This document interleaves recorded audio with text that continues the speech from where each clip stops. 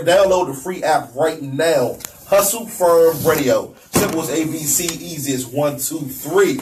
Hey, y'all, this is the month of breast cancer. Yes. And also domestic violence.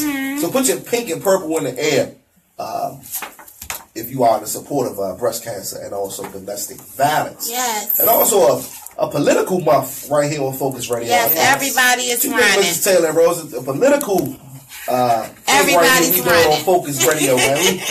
We getting educated with the politicians and politics. Yeah. We getting involved. As the Oso Brooks man came through last week. Wow, such a great interview. Yes, that was a wonderful interview. So make sure you tune in to the Focus Radio page and Philip Hall, Hull, and Rose Brown and Angela Taylor to catch that interview. We're going to hop right into it, y'all. Who is DC's next mayor? Yeah. Mr. James Butler, DC candidate, coming out of Ward 5. Kent University. I done all that, James. I done all that, Mr. Butler. I done all that, man. The shake and go with the police, making the community safer, education. Well, we appreciate that. And also touching the people all the way from the West Coast to the East Coast with the homelessness that's going on, man, in our community. How you doing, Mr. Butler? I am very well, and hello, DMV. I'm glad to be here. Right. Welcome to Focus Radio. Than's for having me. We're glad to have you. Camera if you don't mind. I don't mind at all. I guess I'm going to turn mine back around. So, we're going to hop right into this thing. James Butler for DC's next mayor. Right? That's correct. Ward 5 is the ward that you are from? I live in Ward 5, and I'm currently commissioner in Ward 5. Oh, okay. Commissioner in Ward 5. That's correct, yeah. Okay. How long? I'm going on my first term, and they're 2-year cycles. Oh, okay. Yeah. Okay. The changes you want to see in DC as commissioner? There's a number of changes. I think we know that the district has been going in a direction for many years now that hasn't included the average person. And it's leaving people behind. So the notion, the belief that our campaign has that if you were in the district during the bad times, you should get to stay during the good times. Right. So we are focusing on affordable housing. We're focusing on an apparatus to help homeless people, that they don't fall into this cyclical thing of continuously being homeless. We're focusing on public safety.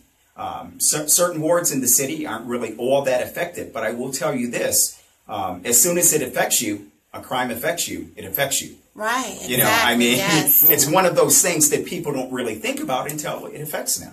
And you know that wards 5, certainly wards 7, 8, the crime rates are high. And we're going to focus on reducing those. We're going to focus on getting beat-style policing in the entire city. We're going to increase the community-style policing. With education, we are going to focus on not leaving kids behind. And I don't use that as a term of art, but we're going to focus on providing vocational programs for kids that are considered at risk, where if they fall into trouble, we don't use these punitive measures, but we use restorative measures. Right. Oh my goodness. All kids have talent, and we cannot give up on our kids. So Well, first we got to teach the parents how to parent. Yeah. absolutely, Yeah.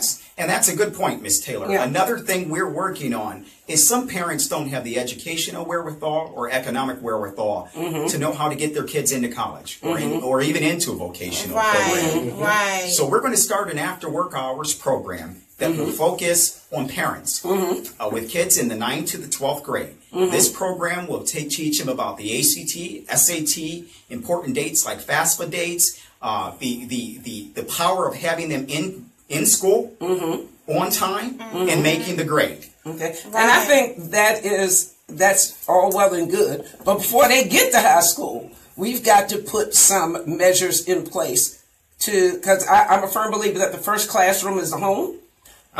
We have to teach some truth, respect, valor, humility, discipline, and patience. Raw. And that We have is to go what raw. is missing. Absolutely. So I contend that we don't wait till the 9th grade. We got to start them when they hit that pre-K. Because a lot of babies have been having babies, and parents you cannot teach what you do not know.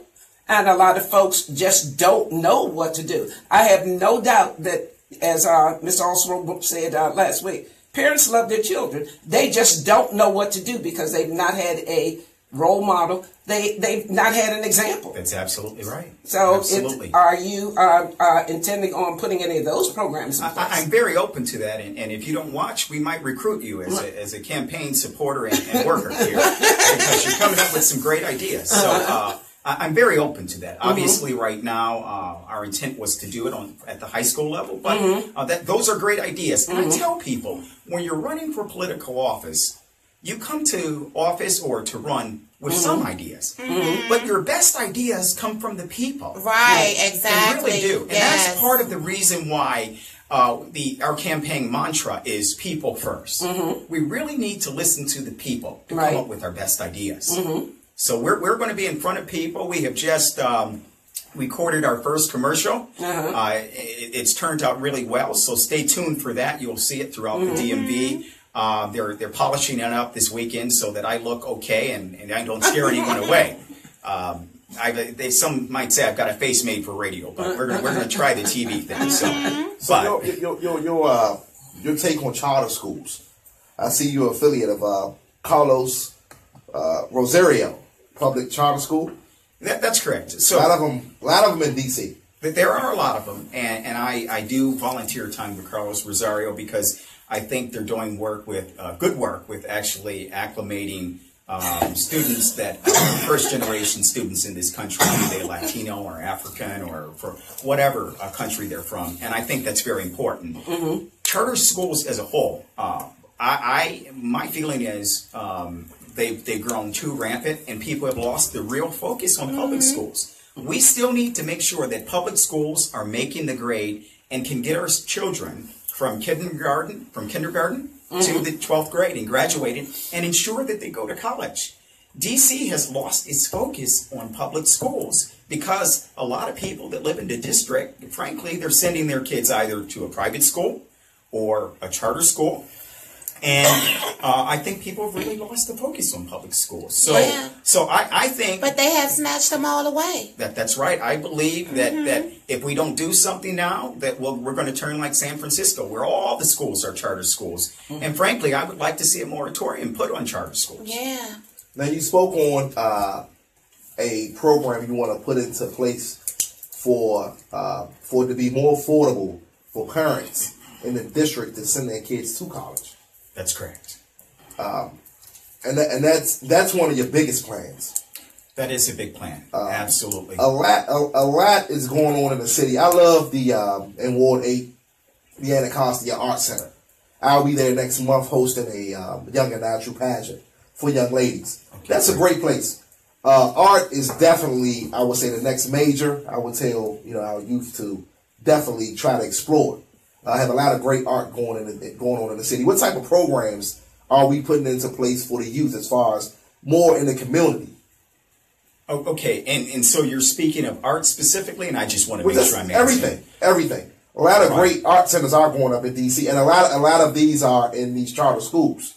Well, one thing that we have focused on, and you may have researched this, that I've done a lot of work with kids that are either in a system or either in a program in the summer.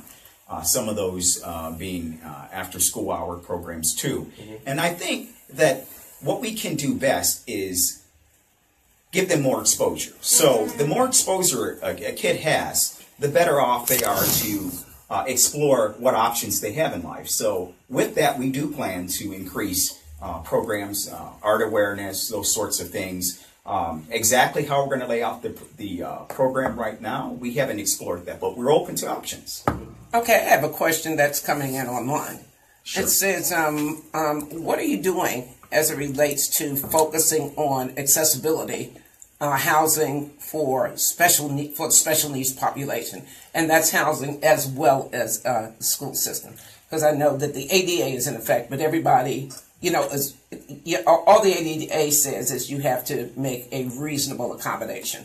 What are you doing as it relates to those programs, both in the community as it relates to housing and in schools? I have someone specifically on my team that's working with me within the community for persons that may be disabled, developmentally disabled, or persons that fall in that category.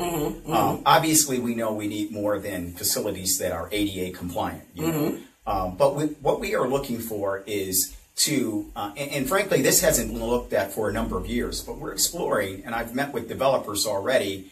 I hesitate to give the name on the air, but I have met with several big developers about providing housing when what they call traditional housing is built, that we also ensure that not only affordable housing is built, but also housing for people that meet those criteria of being developmentally disabled. So we are looking on it, and I promise you, we will be the first campaign and administration in a long time, probably 20 plus years, that specifically focus on that issue of persons with disabilities. Okay. Wow. Now, you guys were also talking about charter schools.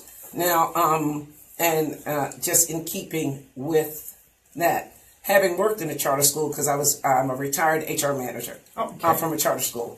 Many of the charter schools do not require certification of their teachers. They just have to be highly qualified. So somebody comes in to be a special education teacher. They can have a degree in PE. They can have a degree anywhere. Because to my mind, that needs to change. Somebody needs to be a lot closer to that field. Right. I agree with you. And the problem with charter schools are that the government has a limited role in what they can control in the charter schools. Exactly. So, but the federal government also, all that money comes out of one pot for the public schools and the charter schools. Absolutely. And correct me if I'm wrong, the charter schools have the ability to go get money from other places, whereas public schools don't have that much flexibility. Am I correct? I don't think you're wrong at all. I think you're absolutely correct. All right. Yeah. So the public schools are getting cheated, and I'm gonna say cheated. Cheated is a fair word.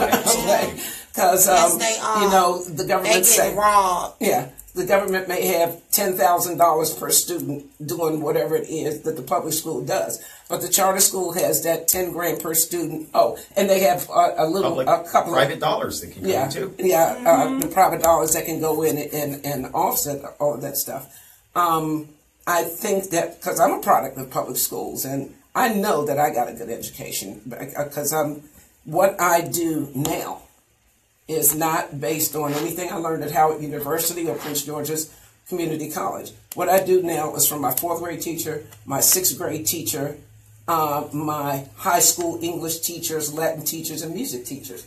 That is why I'm able to do stuff now. So we had the ability to have an exemplary public school system. I'm with you there too. But this stuff has been so watered down with the charters coming in. And also, charters have a mission statement. So I know that I worked in one charter school, and I really had a tremendous respect for the thrust that it was moving in, because their focus was on character. But when you put so much weight on character and not so much weight on the academic piece, that makes the kid come up short in the real world. What are you doing to address, or is it anything that your administration coming in is going to do to address those issues? It is a concern of ours. We haven't dug into the weeds on that, to be honest with you at this point. But that is a concern of ours. We're looking at it. We believe that a moratorium on charter schools is probably certainly a thing that we're going to look at and explore. And we're going to continue to look at that. So as you know, we're in our early days, but I promise you, we have folks that are toiling over these things daily, as I'm with these people, and we're going to continue to work on that. Okay. All right, does anybody, because I don't want to just keep asking questions without. The Stop and Shake a Hand program that you want to put into effect for your DC police officers.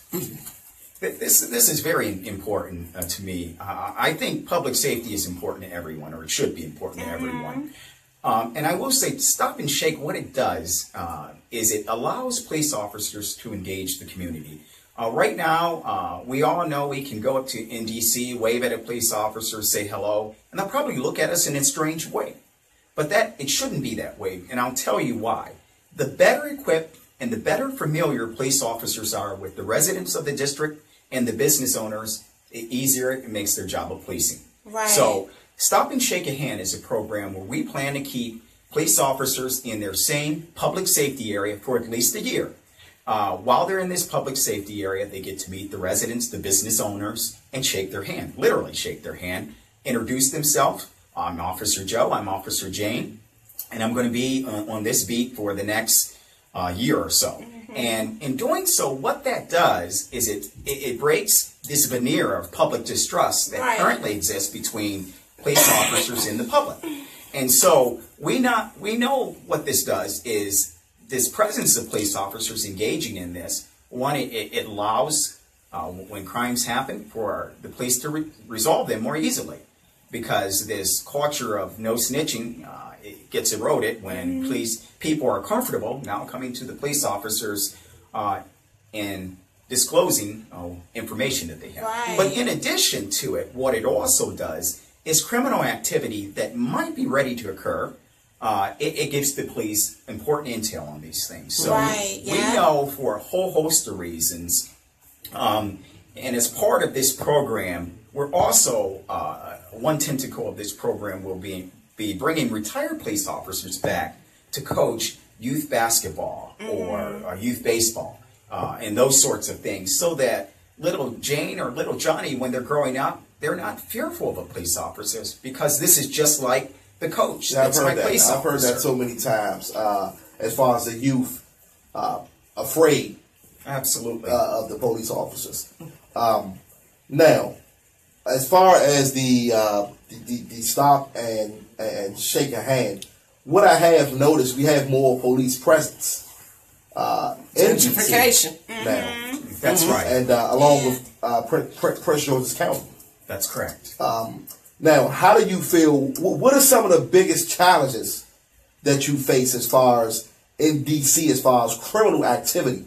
We have a lot of people with mental issues in D.C. A lot of people with health issues in D.C. A lot of crimes committed. We just left a forum Thursday night and with about SIDS, sudden infant death syndrome. You know, a lot of violence acts committed against children because people don't know how to parent. So that's why we have Mrs. Taylor as far as parenting. So as far as criminal activity, what is the biggest challenge that you may face in D.C. that you want to bring down? Certainly, in relation to mental health, I had a meeting with CSOSA not too long ago. It was a roundtable, and what we learned was pretty shocking, that roughly 41% of the people that are released from prison, those ex-offenders, have mental or behavioral health issues. It is fundamentally unfair. It is a civil rights violation to send people to prison for a mental illness. It really is. So what we plan to do is form a stronger apparatus with CSOSA that when someone commits an act and when it is determined that they have a behavioral or mental health issue, that issue is dealt with with social services, so that they're just not released. They are assigned a social worker or someone, a mental health worker. They need that. Yeah. Absolutely. I really couldn't agree more, Rose. Yeah.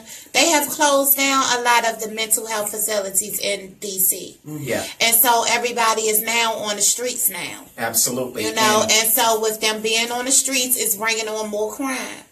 Coupled with the fact that, I'm going to say 30, 40 years ago, they were giving ADHD kids Ritalin. Yeah. They own